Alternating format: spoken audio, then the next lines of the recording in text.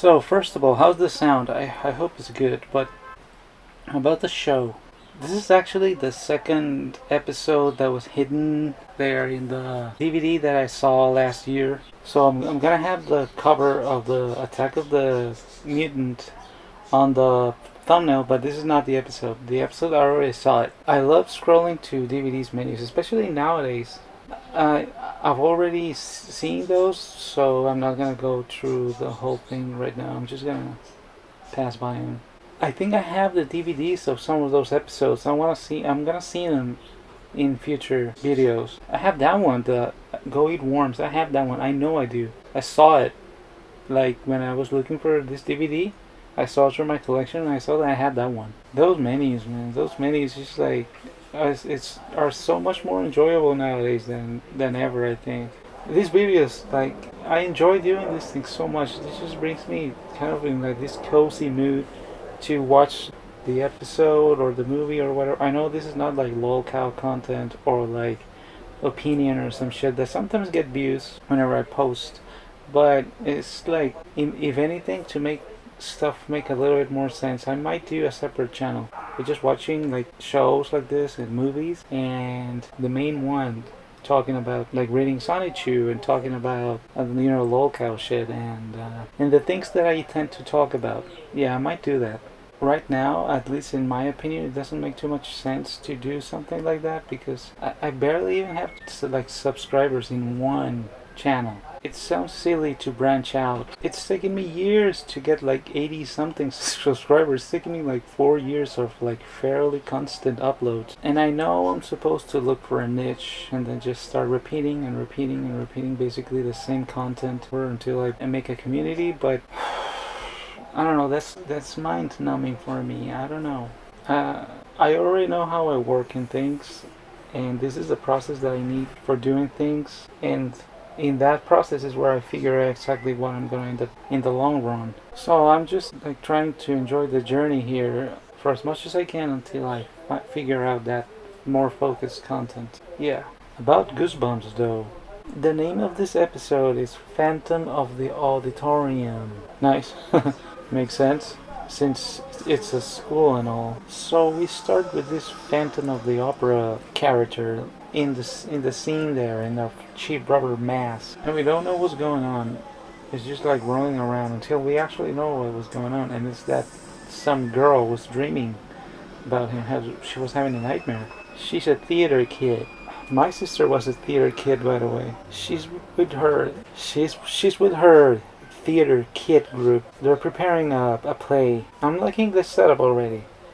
Theater things make me kind of feel, nostalgic, but because my sister was a theater kid, and I remember being in like theaters a lot back in the day because she's older than me. The theater atmosphere was something that I always felt kind of magical when I was a kid. When you're a kid, you feel that pretty much everything's magical, but the dark, dim, empty places with the tall curtains, the platforms on top, and all that stuff. Yeah, and also simply a theater play has a totally unique feel to it. I don't know if anybody watching here has actually been in one. Probably, most likely. Nowadays you can't even know anymore. But yeah, theaters make your imagination run kind of wild, and there's some kind of electrifying vibe to them. I don't know. That girl throws me off a little bit because she looks very similar to a girl I used to have a crush on when I was like 18 or something, 18, 19 or something. I used to have this hard crush on this girl that looked very similar to her. Not exactly like her, but like very general features. You probably know somebody that looks somewhat like her. She has those kind of features, very identifiable features that a lot of people have. And she had those features like the eyes, the mouth, the eyebrows, everything. Jesus. I don't know, it always feels weird. You completely forget about those people and then boom, somebody in Goosebumps looks a lot like them and you're like, ugh. Anyways, the thing is, there's a legend, right? Are you surprised? Yeah, there's a legend about a play, a haunted play that happened, and a kid disappeared, and they never found the body.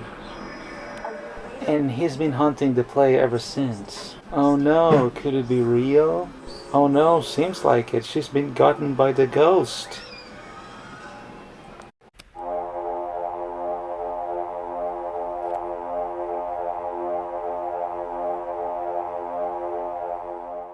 Jump scare. Now, what do you know? Were you even expecting anything? No, obviously not. It's like always. Also, it's just a fake out. The the club's funny kid. The prankster.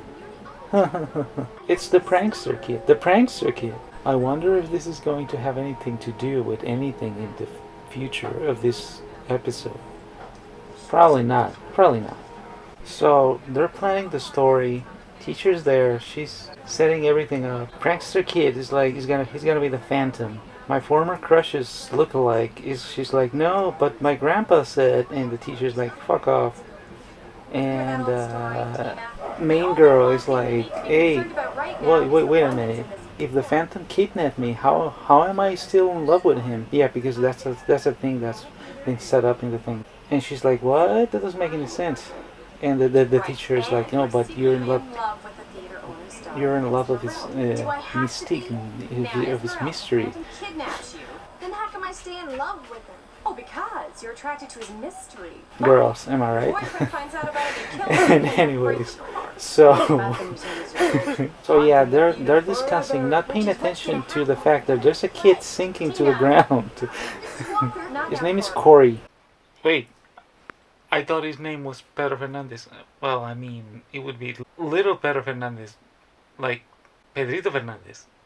But what's he doing in Goosebumps? I mean, he transitioned from Vacaciones del Terror to Goosebumps. Yeah, that makes sense. Yeah. Oh, yeah. It's true. It's all true.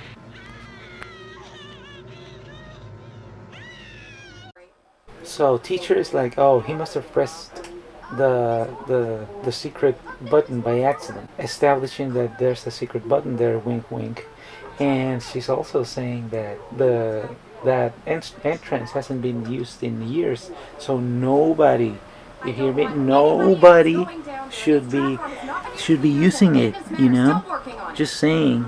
And I'm sure, exactly as the teacher said, nobody will ever use it. I'm sure of it. I mean, what would they? It's dangerous. She just said. I mean, the school had it built for the very first production of the Phantom. That's it. They would never mess with it ever again. But was that a Phantom? Perhaps? We don't know. Probably not. Nah, probably not. So it turns out main girl already dreamt of that trapdoor, and she's totally psyched out by that. But we don't see that. We only see the Phantom like rolling around and the cheap Halloween mask, but we don't see the trap door. And that dream is supposed to be the one that she's describing, so I don't understand that. By the way, girl. It's kind of weird. Life is weird, and it's about to get weirder.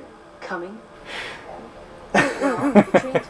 That's how Loud Troll starts, you know? Listen, if another boy tells you that's weird, and it's about to get weirder. Coming? The quote-unquote weirder part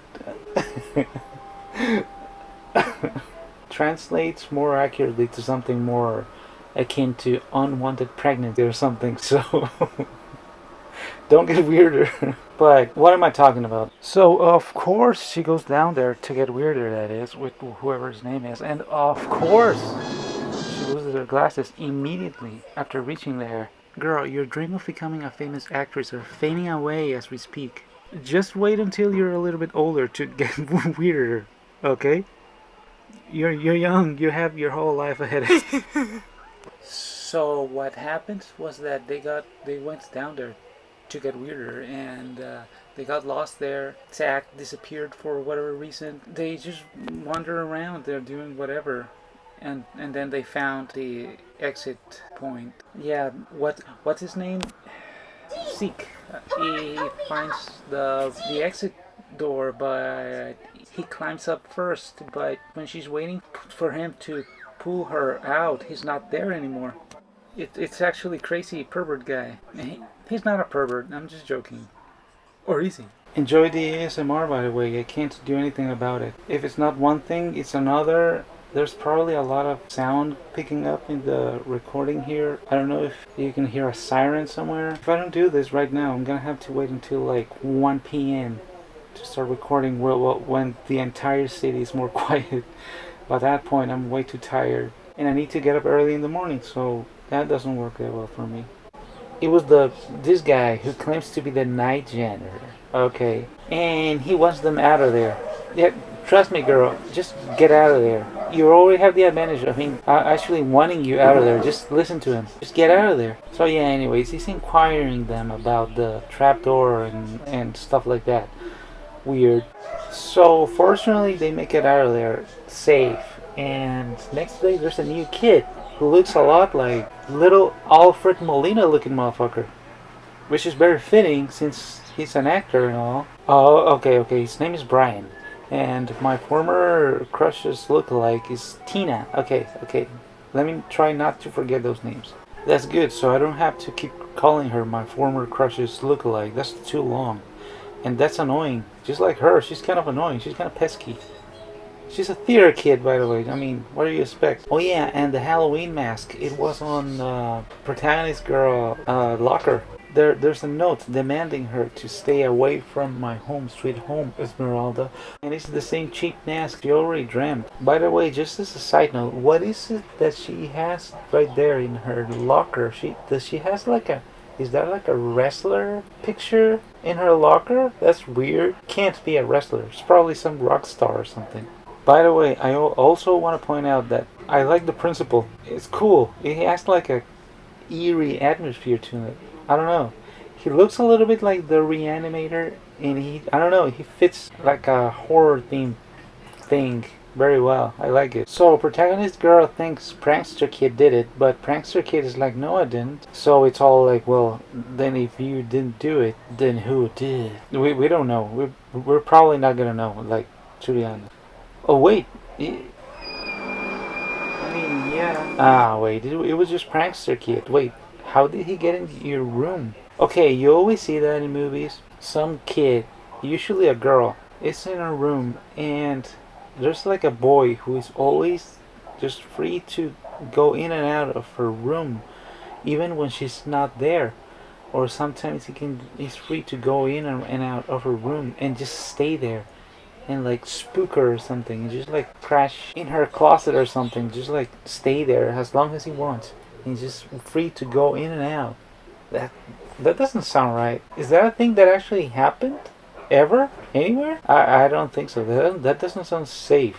I don't know. If I had a girl, a daughter, I wouldn't be okay with just some boy like being free. Like, no. It's like, no. I would let's just say that I would make sure that there's no boys coming in and out and like staying in her room. She doesn't even know.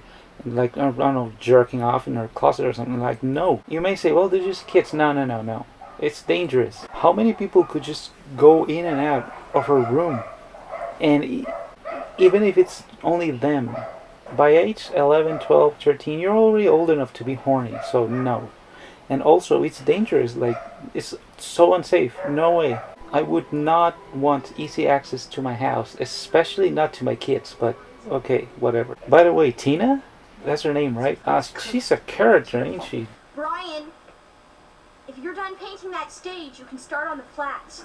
Aren't you glad to do Damn, it? Tina, I was chill. happy to be part of the production. The fuck's your problem? By the way, I just saw this episode for the second time. I saw it when I was recording it, and then I saw it again now that I'm editing it. They're making her feel all sus and whatever. I didn't notice that the first time. Because the way she's acting all of a sudden is weird. I don't know, probably not, because it's not convincing. And then you see that there's the janitor guy coming down, being all like creepy and stuff.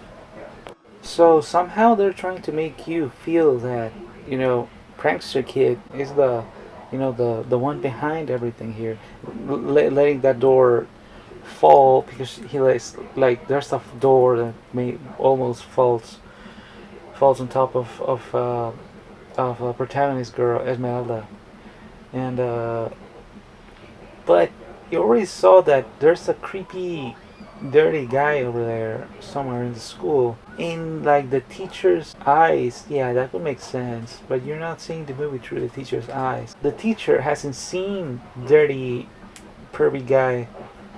Well, she just did, like a minute ago. But then, what would make you assume that that grown ass man is this boy? I don't know. I'm not exactly sure what was their angle here on doing this. Yeah. Anyways, they blamed prankster kid. They followed a trail of Tina here, who has no chill, by the way. She's like, let's follow the trail of paint that we can see here, and it leads to the prankster kid's locker. And there it is. The paint was right there, but we already saw he's not the guilty one. So the question is, then he's not. If it's not the guilty one, because we all know it's the other guy, is the dirty, pervy guy. He's not even a pervert, but I'm just being an asshole calling him a pervert. So the whole angle here is like, so we know that that is him. So what's his angle? What's his shtick? Why is he doing this? He has to have a motive. What are you gonna tell me, that the one behind everything here is the new kid? Fuck off. Dirty janitor guy has a thing scheming here. Except there is no night janitor. Night guy? What night guy? What? By the way, I've seen that actor somewhere. I know I have. I don't know where, but I've seen him. So the question is now, if prankster guy didn't do it and dirty night janitor guy didn't do it because he's not really a janitor guy, and there is no night janitor guy, then what's going on? So what is this mystery? It's actually just some pervert. It's a squatter. Some guy squatting there, which is creepier if you ask me. Yeah, no way. Fuck. First, random men, boys, being able to just sneak in your daughter's room without being noticed, and now squatters. Dude, the true horror of this episode is home invasion. Now that's actually scary. Fuck. Moral of the story: always have a gun or bat at hand. I'm telling you, this guy's crazy. So wacko. What is he? Daniel Larson, like squatting somewhere with trying to become a famous actor? Well, he's like, he was randomly in costume. What the fuck? Yo, kids, just get out of there. Stop going to school at night. Get the fuck out of there. Look at the things you can find there. I mean, dude. So fortunately, somebody called the cops, and like everything's okay. Daniel Larson was gone already by the time the cops arrived there. Big surprise. But good news, since everything's clear now, and the teachers feel sorry because nobody believed the kids. So they're like, oh, well, they were actually right. And so they make up for them by letting them do their little play there, like they wanted. Because they were about to cancel it if there was more trouble there. So it's all cool now. They can do their play now. But wait, something's wrong. That ruffian Daniel Larson strikes again. He never left. But wait, it's the Phantom. It's actually the Phantom. But wait, it was little Alfred Molina this whole time? So yeah, it was him. The random new kid just appeared out of nowhere, and nobody questioned it, by the way. The teachers. Nobody questioned a random new boy there joining the play. This is a school play. The teachers should have a list of the kids that are going to the classes.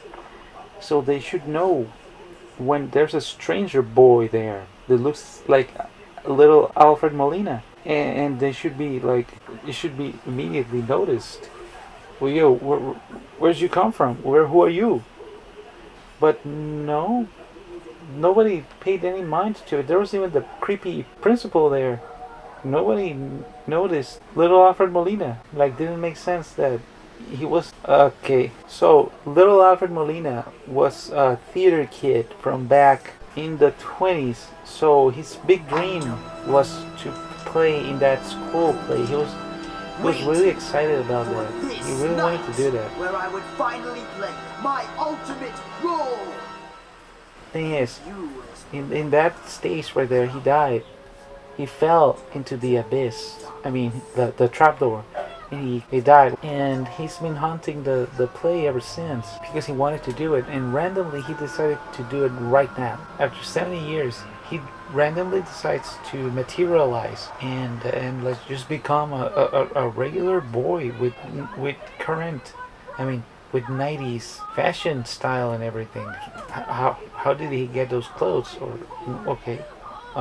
He wanted to play, but why did he want it to scare off the people playing if he wanted to play it so much? He got his desire, his dream to play in the play there, but then she was like, no. Never. And she took off the mask and he was like, no.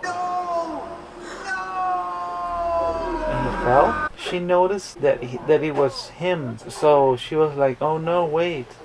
No. And so she uncovered him and that defeated him. So what happened to the squatter then? What was his whole shtick? What happened to Daniel Larson? Why did he want it to scare them off? He's gone. You never see him again. So you could assume that he knew about the curse and he was trying to prevent them from doing it because he knew that that boy was the ghost, but if he knew, why didn't he just say it? And actually allowing little Alfred Molina to play in there seemed to have defeated him. So what was the point of trying to prevent it? If any case, you should just like let the kid have his dream of playing there, to let him rest in peace and move on, and that's it. You get rid of him and you let him rest in the other realm or whatever, and that's it. But no, he did. I don't know. It's weird. Why didn't they notice an extra boy there in the play randomly out of nowhere? What was the whole thing about the squatter? It doesn't make sense. It's stupid. But I can't pretend that I didn't like it. Things like this are very cozy for me. I really enjoy them, especially nowadays, especially in autumn. It's very cozy and like. I like watching them. It takes me back. I don't remember if I ever saw this episode as a kid. Probably, I don't know. I have no idea. I just like to put these things on and just like go for the ride. Especially since I don't have a chance to actually do that for the most part. Making these videos actually gives me the perfect excuse to do it.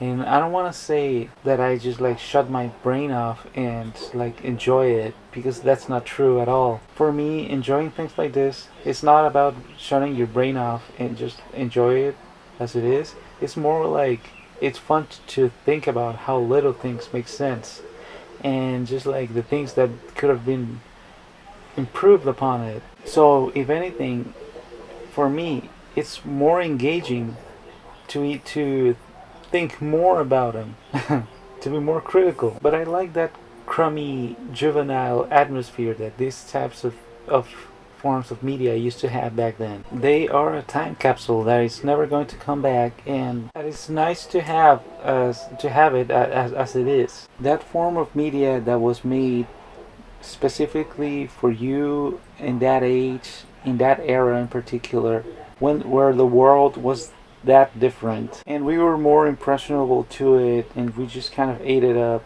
It just hits so much more different than things that you see. Naturally, things have to change. That's why I appreciate that we still have these things on record, archived. We were way less saturated by everything like nowadays, and our minds were a little bit more clear, and we were just able to cozy up and just like watch something like this and enjoy it and move on and kind of just appreciate it. I don't know.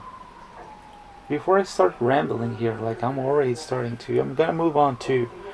So I'm gonna leave it at this, and yeah, bye. You heard that siren?